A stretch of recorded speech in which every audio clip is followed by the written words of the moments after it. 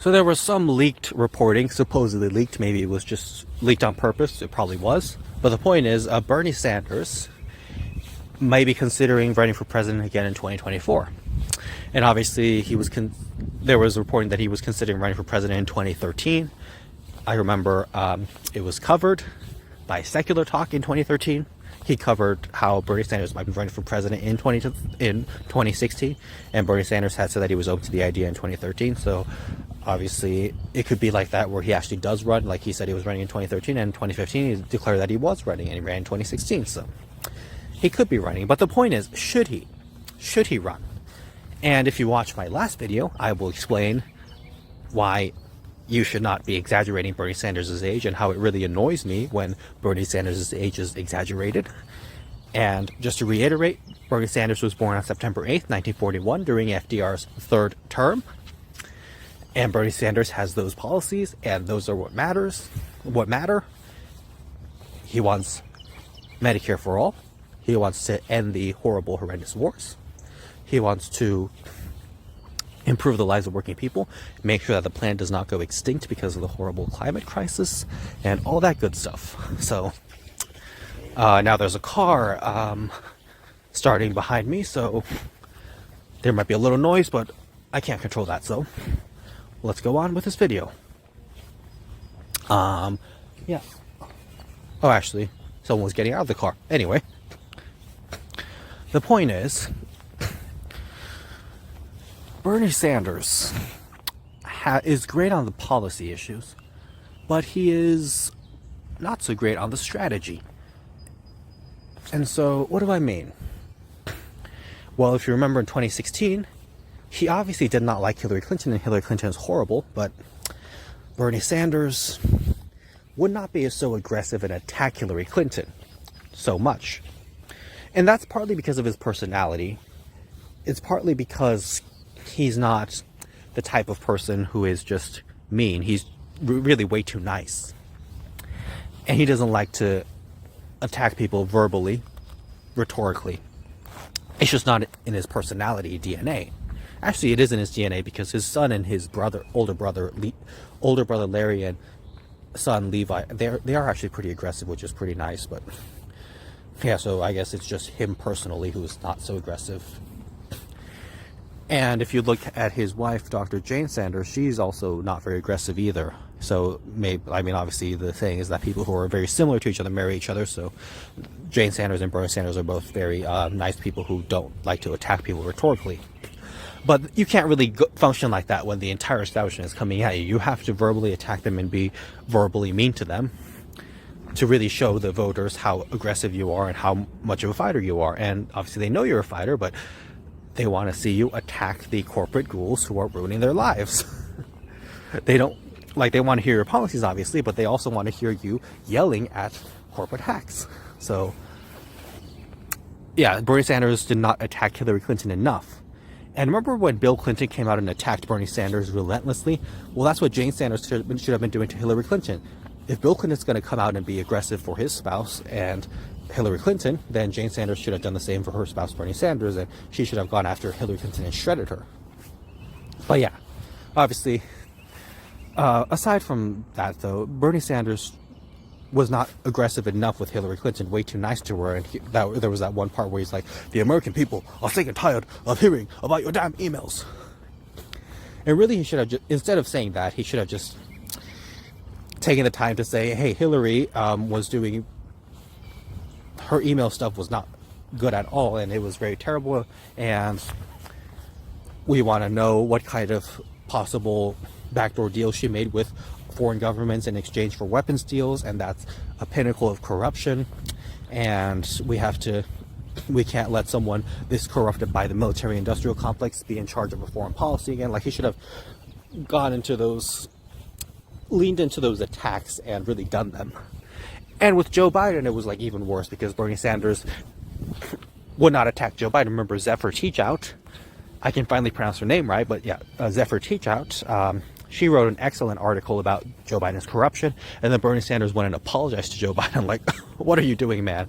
I understand that there are personal friends, and when you have personal friends, it's very hard to attack them in public. Maybe you can talk to them in private, but it's very hard to attack them in public. So I completely understand. Obviously, you see many examples of where people, even if they totally disagree with their friends and their friends are totally wrong, they won't attack them in public, and they'll still like them in public and in private, and like they'll just be too nice to their friends because they're their friends. And you know, when you attack your friends in public, it feels like you're betraying them. So I understand that a psychological mental feeling that Bernie Sanders had and why he couldn't go after Joe Biden aggressively. I understand that. That being said, I don't care. I don't give an S about it. Like, come on. You're running for president on an excellent platform. Your personal feelings at this point for your friend do not matter. So what are you doing? Why are you being so passive? Like, why don't you just go and attack?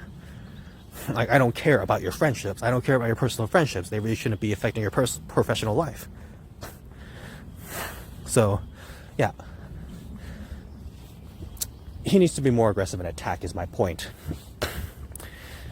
And the other thing I want to say, there's reporting that Barack Obama was talking down to Bernie Sanders and saying, Bernie, when you run for president, you got to sell out. And, well,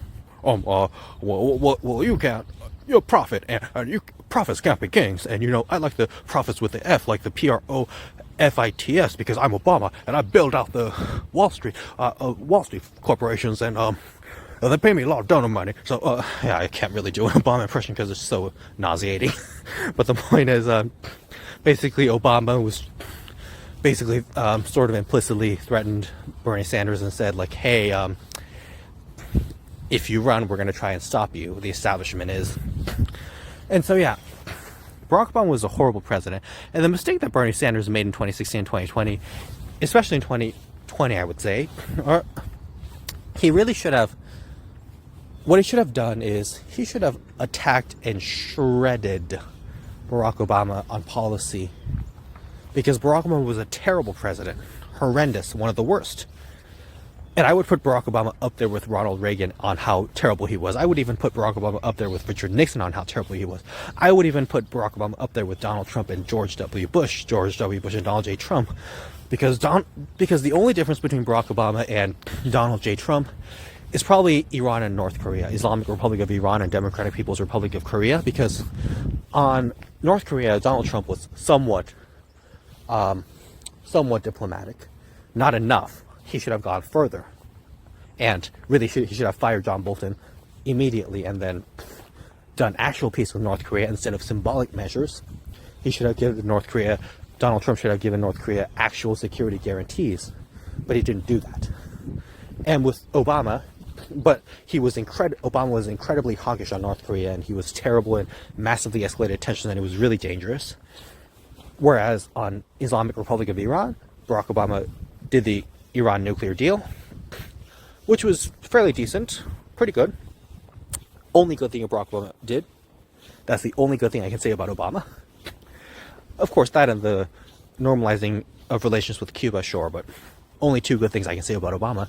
And with Donald Trump, he was massively hawkish on Iran. He ripped up the Iran nuclear deal, which Iran was abiding by, and he also completely and totally escalated tensions with Iran by putting sanctions on their food and medicine, literally assassinating Qasem Soleimani, general of Iran. Like, Iranian General Qasem Soleimani was assassinated by Donald Trump. Like, come on. Like, what on earth are you doing, Don? Like, this is just horrible. But aside from those two policies, I can think of very few areas where, okay, yeah, sure, Donald Trump did the insurrection too, so like, that's also horrible. But on the policies, Barack Obama is basically a Republican. That's my point. He's basically Ronald Reagan. He said he was like a Republican from the 1980s, and yeah, he's like Ronald Reagan. Barack Obama is. So Bernie Sanders should have taken Barack Obama and taken him to the... Bernie Sanders should have taken Barack Obama to the cleaners and like totally shredded him and like really rhetorically just pummeled him. And what I mean is, Bernie Sanders should have said in 2016, Barack Obama tried to cut Social Security. I will never cut your Social Security. Barack Obama is the incumbent president and he did so much outsourcing.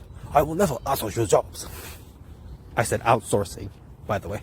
Yeah, in case my Bernie Sanders impression was so bad that my accent was so obscure that you couldn't tell I was saying outsourcing. But yeah, the point is, Bernie Sanders should have pointed out all of Obama's terrible policies on the debate stage in 2016, and said Hillary Clinton is a continuation of Barack Obama. Hillary Clinton is a continuation of the neoliberal corporatist status quo, just like her husband Bill Clinton and just like this terrible President Barack Obama. And that's why I, Bernie Sanders, the progressive change agent, am the one you should really select. And Barack Obama's change was fake. It was totally fake. It was a mirage. Whereas my change, the Bernie change, is the actual real change. That's why you should vote for me. He should have, because Barack Obama was very unpopular. He was horrible, and he's the reason why Donald Trump became president. Barack Obama's bailout of Wall Street. Barack Obama was trying to cut Social Security. Barack Obama escalating the drone war to kill 90% civilians, and Barack Obama just destroying, basically just continuing all of George Bush's policies and being horrible. And really the point is, Bernie Sanders should have leaned into that and exposed all of Barack Obama's corruption. And I think that would have just made him very comfortable, because the reason Donald Trump became president is because he won in the swing states where there were many disaffected voters who were angry about the outsourcing, angry about the continuation of the wars, angry about the bailout of Wall Street, angry about how Obama tried to cut their Social Security. And so Barack Obama was terrible, and many Obama voters flipped and voted Trump. And so if Bernie Sanders had leaned into how terrible Obama was, and how Bernie Sanders was going to be much better than Obama, and how on the substantive policy issues Bernie Sanders is very different from Barack Obama, then I think the primaries might have gone a little differently. And obviously there's the caveat that a lot of the primaries are closed, but a lot of them are actually open. So there are many closed primaries and many open primaries. So in the closed primaries with the Democratic base, perhaps attacking Obama would not have been so wise. But obviously even with the Democratic base, it's not like they're all corporatist. Most of them are just misled by the big corporate media outlets. And if you really gave them actual information, perhaps they would do a lot better. So, yeah, the point is, Bernie Sanders should have attacked Barack Obama more. And in 2020, Bernie Sanders should have said, Joe Biden is a continuation of Barack Obama. Joe Biden and Barack Obama tried to cut Social Security. I know Bernie Sanders did point out Joe Biden's crusade on Social Security later, but it was a little too late by then, now wasn't it? So Bernie Sanders should have said, Joe Biden is exactly like Barack Obama. You remember Barack Obama, the guy who outsourced your jobs and escalated drone strikes to kill 90% civilians, and bailed out Wall Street, and was a servant of the corporations, and didn't even drink the Flint, Michigan water. And really did not support the unions at all, said that he was going to march with them. He didn't do it. I, Bernie Sanders, will actually march with the unions and be a friend of the working class, unlike Barack Obama, who just pays lip service and is just horrible. So yeah, Bernie Sanders really should have, because Barack Obama is really the face of the Democratic Party's corporate establishment. So by attacking the face, you attack the entire body. And if Obama is going to go behind your back and tell Buttigieg and Klobuchar to stay in the race, to get out of the race and get behind Biden to screw you over, well, you, Bernie Sanders, have to be attacking Barack Obama first, rhetorically, because if you stand up to a bully, chances are they could get more aggressive, sure, but if you fight back, you could win. Or maybe even if you lose, at least you go down with a fight. So the thing is, Bernie Sanders, the thing is, if you stand up to a bully, you can beat them, and sometimes they back down. Obviously, the Democratic Party's corporate establishment is never going to back down, so you just have to defeat them. Which is easier said than done, but you only win by being aggressive. There's other ways to win, but they're much longer and take too long, so you have to be aggressive and very angry and very mean. And Bernie Sanders is a fighter, but he's not mean. He is not angry. He is not angry enough. He needs to be a lot meaner and a lot angrier. And of course, you can make the case that maybe Bernie Sanders should step aside and get behind Nina Turner. he should step aside and make room for Nina Turner, or maybe he should step aside and make room for Keith Ellison, or maybe Bernie Sanders should step aside and make room for John Fetterman, or yeah. But the point is, if Bernie Sanders runs, he needs to fix his strategy. Like I said, he needs to really lean in and attack. And by attacking and adopting a more aggressive strategy, it will pay dividends. And as I said, third time could be the charm. The saying is the third time is the charm, but my saying is that the third time could be the charm. So maybe 2024 is going to be the charm. Who knows? My point is, though, he needs to fix the strategy. Start from there. Oh, and by the way, Bernie Sanders should stay away from people like Brianna Joy Gray or Pramila Jayapal, because making Brianna Joy Gray as press secretary was not a good decision. Like, it was bad.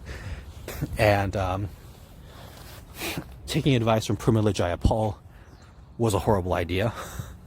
Taking advice from Ro Khanna on foreign policy was a great idea, but on strategy, probably don't listen to Ro Khanna, because he's way too passive, and Ro Khanna is just way too nice, is a nice way for me to put it. I could say other things, but yeah, Ro Khanna, the way he folded to Joe Manchin and the way Ro Khanna handled Build Back Better was embarrassing, to say the least. And he should have known a lot better. He's a lot smarter, so he should have known a lot better. So maybe don't listen to Ro Khanna when it comes to strategy. Always listen to him on foreign policy, because he's very good on that. But on strategy, listen to Nina Turner, David Sirota, and those people. And as I said with Pramila Jayapal, she's been proven to be a massive embarrassment and weakling when it comes to strategy, and should not be leading the Progressive Caucus. Like, I mean, the Progressive Caucus is a really sick joke at this point. I could say more about the Congressional Progressive Caucus, but not going to, because this video is already like 17 minutes long. In terms of